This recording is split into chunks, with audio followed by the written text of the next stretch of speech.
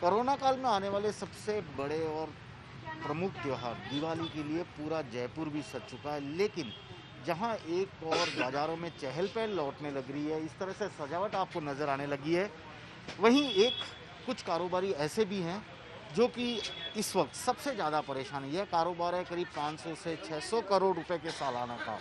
हम बात कर रहे हैं फटाखा व्यापारियों की। इस बार राजस्थान सरकार ने फटाकों की बिक्री पर पूरी तरह से रोक लगा दी है। सरकार का कहना है कि फटाखे यदि जलाए जाएंगे तो इससे कोरोना से संक्रमित मरीजों की जान को खतरा हो सकता है। तो ऐसे में फटाकों के खरीदना, बेचना, उन्हें फोड़ने, आतिशबाजी पर पूरी तरह प्रतिबंध लगा दिया गया है। सबसे बड़ी बात है, कोरोना काल में वैसे भी कोई भी विवाह या कोई दूसरा कार्यक्रम नहीं हो रहा था, जिसके चलते पहले से ही काफ़ी त्योहारों के नहीं होने के कारण फटाकों की बिक्री बंद हो गई थी। दिवाली एकमात्र उम्मीद थी, लेकिन अब इस पर भी मानो ग्रहण सा लग गया है। फटाखे एसोसिएशन से जुड़े हमारे कुछ अधिकारी पदाधिकारी हमारे साथ हैं। हम उन्हीं से बातचीत करने की कोशिश करते हैं कि अब क्या विकल्प इनके सामने बचा हुआ है और किस तरह से ये इनके द्वारा एडवांस में जो फटाखे खरीदे गए दिवाली को ध्यान में रखते हुए अब उसका क्या करेंगे। सर, सबसे पहले मैं शुरुआत आपसे करता हूँ, पहले आपका नाम जानना चाहूँगा। मेरा नाम अमित राजानी है। मैं राजस्थान और जयपुर फायरवर्क्स एसोसिएशन का सेक्रेटरी हूँ। ये एक सरकार का फैसला आया है जिसमें ये कहा कि अब राजस्थान में दिवाली पर आतिशबाजी नहीं हो सकेगी, फटाखे नहीं बिक सकेंगे। एसोसिएशन के सेक्रेटरी हैं सर आप, तो क्या कहना चाहेंगे इस पर? सर, ये सरकार का फैसला बहुत गलत समय पर और गलत फैसला आया है। अगर सरकार को ये फैसला करना चाहिए था, आज सरकार ने इस फैसले में हवाला दिया है कोरोना का। अगर सरकार को ये फैसला करना था, कोरोना आज नहीं आया, कोरोना फरवरी से हमारे यहाँ आया है। अगर सरकार उस समय ये फैसला कर लेती कि दिवाली पे डॉक्टरों की रिपोर्ट अगर आ जाती तो हम लोग माल नहीं खरीदते। हमने उस समय ऑर्डर दे दिए, हमारे से हमारे ग्राहकों ने माल बुक करा दिया। अब हमारे लिए ऐसी स्थिति हो गई है कि जिन्होंने हमें माल बुक कराया, 1500 लगभग लाइसेंसों को गवर्नमेंट लाइसेंस नहीं दे रही है। अब उनको लाइसेंस नहीं मिल रहा, उन्होंने हमें पैसा एडवांस दे दिया, वो हमसे पैसा मांग रहे हैं, जबकि इनका पैसा हमने शिवाकाशी भेज दिया। इस समय हमारे लिए स्थिति ऐसी हो गई है, ना हम इन्हें पैसा दे सकते, ना माल वापस दे सकते। हमारी मैगजीनों में, हमारे पास 2 लाख किलो की क्षमता के लाइसेंस है, हमारी मैगजीनों में माल पड़ा है, लेकिन ये लोग ले नहीं रहे, ये पैसे की डिमांड कर रहे हैं। पूरे अर्थव्यवस्था को, अर्थतंत्र को, फटाकों व्यापार को तो उन्होंने तहस नहस कर दिया। एक सवाल है, आप देखिए अपनी आपने व्यथा बताई, हमें भी समझ में आ रहा है कि आप लोगों का नुकसान हुआ क्योंकि एडवांस में सब कुछ चलता रहता है, ऑर्डर से लेके शिवकाशी से और माल मंगाना पड़ता तमिलनाडु से यहाँ पर। लेकिन सरकार का ये कह रहा है कोरोना काल है, मरीजों की सेहत का ध्यान रखना भी जरूरी है। क्या आपने कुछ विकल्प सरकार को समझाने की, बताने की कोशिश की कि ये ऑप्शन अगर निकाल दिया जाए तो उनकी सुरक्षा के साथ साथ आपका बिजनेस भी कम से कम जिसमें जो इन्वेस्ट किया हुआ है कुछ तो मिल जाए?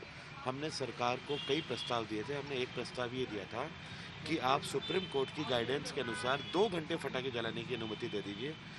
2 घंटे की अनुमति में अभी जो हमारे पास माल आ रहा है वो न्यू अप्रूव्ड फार्मूला के आधार पे आ रहा है, उसमें प्रदूषण 70% कम है।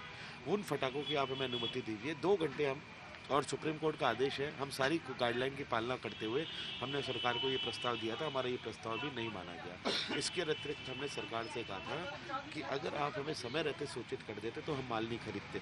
और आज तक कोई वैज्ञानिक आधार नहीं है जिसके आधार पर प्रमाणित होता हो फटाखे और कोरोना का संबंध है। आज गाड़ियाँ चल रही है, फैक्ट्रियाँ चल रही है, बीड़ी सिगरेट का प्रदूषण, दुनिया भर का प्रदूषण है, लेकिन फटाखों से प्रदूषण को जोड़ के फटाखे बंद करना ये बहुत गलत है। मैं आपके पास एक बार फिर से आऊँगा, लेकिन मैं बात कर रहा हूँ छोटे व्यापारियों से। ये वो हैं जो होलसेल डीलर के पास आके खरीदते हैं, इन्हें भी करीब 1-2 महीने पहले ही एडवांस में सब कुछ पेमेंट करना पड़ता है। सर, आपका नाम बताइए पहले तो। मैं रामबाबू दुसाद हूँ। मैं स्थायी पटाखा विक्रेता संघ का अध्यक्ष हूँ। सर, अस्थायी फटाखा वितरण संघ के अध्यक्ष हैं। सरकार ने मना कर दिया, इस बार तो अस्थायी दुकानें लगाने की इजाज़त ही नहीं दे दी जाएगी। हमारे से सितंबर के महीने में इन्होंने विज्ञप्ति निकाली थी, अखबार में विज्ञप्ति निकाली कि लाइसेंस के लिए आप अप्लाई कर सकते हैं। हमने विज्ञप्ति के हिसाब से लाइसेंस अप्लाई कर दिया। अप्लाई करने के बाद उन्होंने FI के लिए थानों पे भेज दिया। हर कमिश्नर ने SP ऑफिस में थानों पे भेज दिया। वहाँ से फिर पुलिस वालों ने वेरीफाई कर दिया, फिर फायर वालों के भेजा, फायर वालों ने वेरीफाई कर दिया। वेरीफाई करने के बाद वहाँ लिस्ट लग गई। लिस्ट लगने के बाद हमने होलसेल वालों को ऑर्डर बुक करा दिया। हर दुकानदार कम से कम 2-2 लाख रुपए का एडवांस देते हैं, बाकी का पेमेंट माल आता है जब देते जाते हैं। आज हम गरीब लोग ऐसे मर गए, उनको पैसे दे दिए और वो पैसे हमें वापस नहीं दे रहे। वो कहते हैं हमने आगे पैसा दे दिया, हम आपको पैसा कहाँ से दें। अब हम माल ले नहीं सकते क्योंकि माल इनके पास तो लाइसेंस रहता है, लेकिन हमारे पास लाइसेंस रहता नहीं है। माल रखेंगे तो हमें माल भी ले जाएंगे और वो हमें भी बंद कर देंगे। देखिए इन्होंने ये सही बोला है कि माल का एडवांस तो आपने दे दिया, कुछ माल आ भी गए होंगे आपके पास, अब क्या होगा उसका रखने की व्यवस्था, क्योंकि आप रख भी नहीं सकते, लाइसेंस भी नहीं है। एक चीज़ ये है ना कि जैसे आज बहुत से लोग तो ऐसे हैं जिन्होंने कर्जा लिया और फिर माल बुक कराया, इस बेस पे कि अपने बिक्री होगी तो ये कर्जा भी चुका देंगे और जो प्रॉफिट आएगा उससे अपना आगे का काम निकल जाएगा। अब उसके ऊपर वो कर्जा भी एज इट इज़ रह गया और वो कमाई भी नहीं हुई।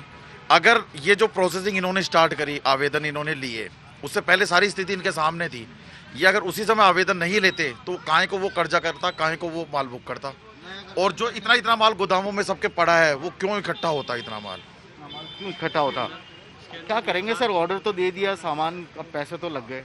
यदि हमारे को सरकार बेचने का नहीं करती है कि आप बेच सकते हो, अगर हमारे को नहीं देती है तो हमारे पास में कोई ऑप्शन ही नहीं है कि हम क्या करें।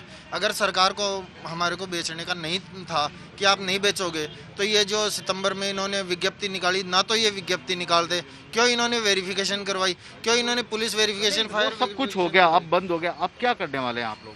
अब धरना प्रदर्शन करेंगे सरकार के खिलाफ और हमारी हाईकोर्ट में रिट लगी हुई है, हम मजिस्ट्रेट साहब से उम्मीद रख रखी है। हाँ, सर एक बात और कहना चाहूँगा कि मैं जब ये लाइसेंस की प्रक्रिया चलती है उस टाइम पे हम लोग क्या करते हैं कि किराए की दुकानें जो लेते हैं उनको हम एडवांस भी दे देते हैं।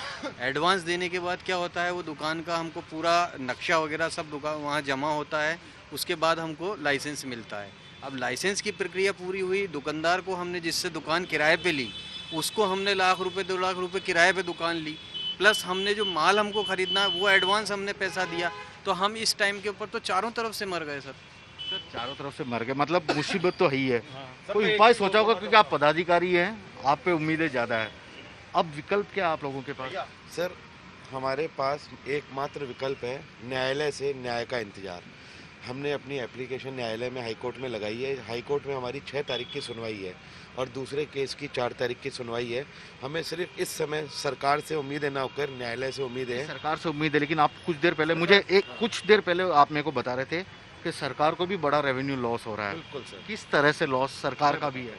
सर इस समय राजस्थान में लगभग पूरे राजस्थान के 33 जिलों में 400 करोड़ के आसपास स्टॉक पड़ा है जो आखिरी के 15 दिनों में बिकता है। 18% सर जीएसटी का भुगतान हमारे द्वारा किया जाता है और ऑलरेडी इतना जीएसटी पे करके हम लोग माल लाए हैं। 400 करोड़ का लगभग 80 करोड़ रुपए का सरकार को भी घाटा है, लेकिन सरकार ने उस और भी ध्यान न देते हुए खुद का भी नुकसान किया और हमारा भी नुकसान कर दिया है। अब मेरे को एक चीज़ बताइए सर, मैं आपके साथ ही चलूँगा। इसमें सरकार ने बोला कि आप फटाके तो मंगा लीजिए, शिवकाशी साहब ने ऑर्डर दे के मंगाए भी है, ग्रीन फटाके फोड़ने की सरकार ने अनुमति दी है, कहा कि उसमें ज़्यादा कोई ऑब्जेक्शन भी नहीं है, कम पॉल्यूशन होता है, कम आवाज़ होती है, उस तरह के फटाके बेच सकते हैं ना सर आप लोग? सर ग्रीन फटाके का जो सुप्रीम कोर्ट का फैसला था वो दिल्ली और एनसीआर के लिए था, वो दिल्ली और एनसीआर के लिए था। सर अगर आप ईमानदारी से बात करें, लॉकडाउन के कारण 6 महीने समस्त आर्थिक गतिविधियां बंद थी। शिवाकाशी जो फटाका मैन्युफैक्चरिंग का सबसे बड़ा हब है, वहाँ पे भी उत्पादन नहीं हो रहा था, इसीलिए ग्रीन फटाकों का सर निर्माण भी नहीं हुआ है। इस समय जो फटाके हैं वो सन 2017 में न्यू अप्रूव्ड फार्मूला के तहत बनाए जाने वाले फटाके थे, उन्हीं फटाकों का हम विक्रय कर रहे हैं सर। इस समय ग्रीन फटाके कहीं उपलब्ध नहीं है। ग्रीन फटाके नहीं मिल रहे, लेकिन सबसे एक और जो इनके सामने परेशानी वाली बात है कि हर फटाके के बॉक्स पर इस तरह से मैन्युफैक्चरिंग डेट और एक्सपायरी डेट लिखा होता है। जैसे अगर मैं इस फटाके के बॉक्स की बात करूँ, 2019 से बना था 2024 तक। इनके पास यदि कोई पुराना स्टॉक होता है और ये आउट ऑफ डेट हो जाता है तो ये उसे बेच नहीं पाएंगे, क्योंकि उसका घाटा भी इन्हें ही सहन करना पड़ेगा। फिलहाल तो इन सबकी नज़र यही है कि हाईकोर्ट इस पूरे मुद्दे पर किस तरह की राहत इन्हें देती है और क्या सरकार के कानों तक इनकी परेशानियां, इनको होने वाले नुकसान की बात सही तरीके से पहुंच पाती है। कैमरामैन दिनेश कुमावत के साथ श्रीवत्सन, जयपुर न्यूज़ 24।